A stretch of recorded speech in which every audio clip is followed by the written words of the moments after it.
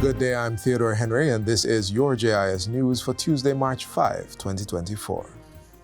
Prime Minister Andrew Holness is encouraging micro, small and medium-sized enterprises, MSMEs, to take advantage of financing support through the Development Bank of Jamaica DBJ to innovate their operations.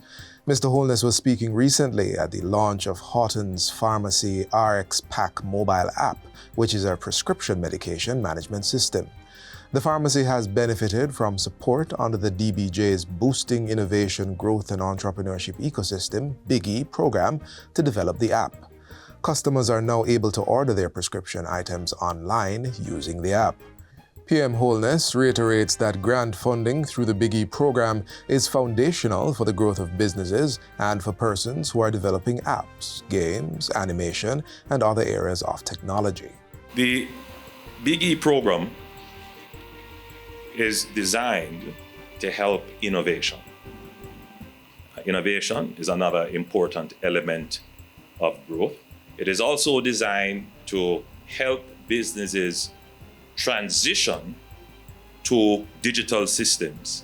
So we have grants that help businesses to improve their computer systems, and we have grants to help businesses do what you have just done, include data technology in their business and to improve their business processes and properly engineer their business processes for efficient customer service.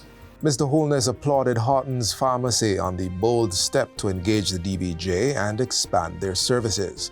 Chief Pharmacist Stafford Houghton highlighted how the app allows persons in the diaspora to pay for the prescription medication needs of relatives who live in Jamaica.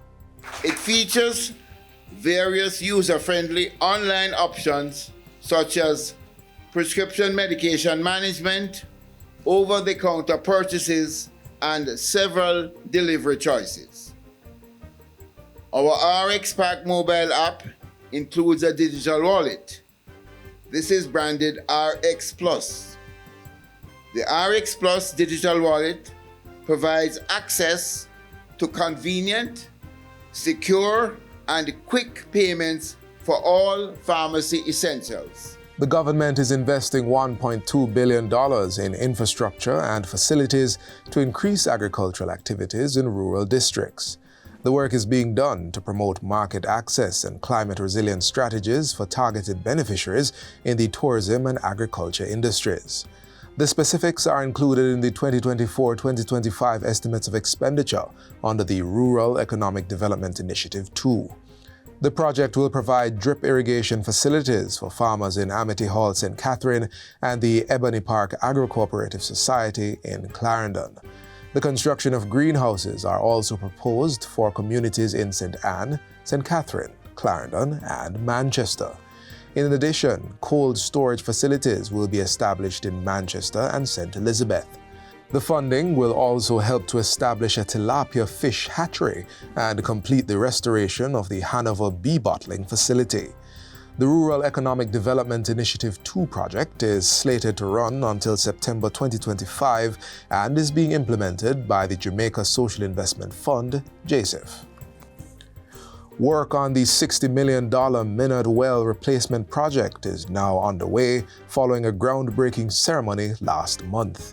The project is expected to alleviate water woes by providing 2 million gallons of water per day to approximately 1,500 residents of Brownstown and surrounding communities in northwest St. Anne. The works include the drilling of the well to approximately 800 feet, the installation of perforated casing to facilitate water inflows, and well development and step test activities to verify the expected yield of 2 million gallons per day. Minister with responsibility for water, Senator Matthew Samuda, said the project is made possible through the National Water Commission due to fiscal improvement. The restructuring of 15 billion Jamaican dollars of debt. No, what that did was give, again, more space to continue with a heightened investment program. What does that investment program look like? Well, at any one moment, the Water Commission has 4.5 billion Jamaican dollars of works underway. And in a calendar year can pay out between $2.5 billion to $4 billion for completed works. That is since my time. That is unprecedented in Jamaica. That is why we have 22 major infrastructure projects underway in Jamaica now, and 40 minor water systems being executed or being developed by this National Water Commission. Minister of Justice Delroy Chuck says measures are being considered to increase the number of court reporters to ease the delay in getting transcripts. One of the options being considered is facilitating free training for interested persons. Minister Chuck made the statement during the Canadian-funded Social Justice Project, SOJUST, handover ceremony of equipment recently.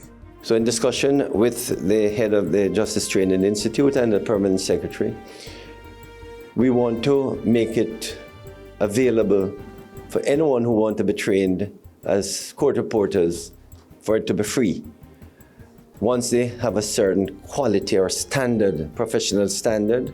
Minister Chuck says he has also been in dialogue with the Minister of Finance to raise the level of compensation for court reporters so it becomes a meaningful career path. And I say also that we need them in Parliament too.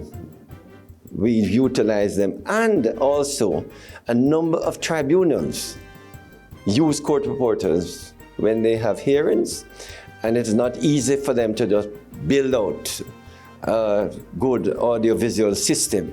So the court reporters are usually very, very needed.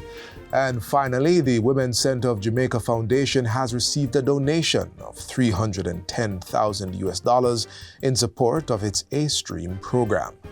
The program provides sponsorship and mentoring for adolescent mothers who are enrolled at the foundation. This is to ensure that the mothers, along with the fathers, can complete their secondary education and advance to tertiary studies. The check was presented recently by the Panamanian Ambassador and Dean of the Diplomatic Corps in Jamaica, Dr. Lansford Douglas.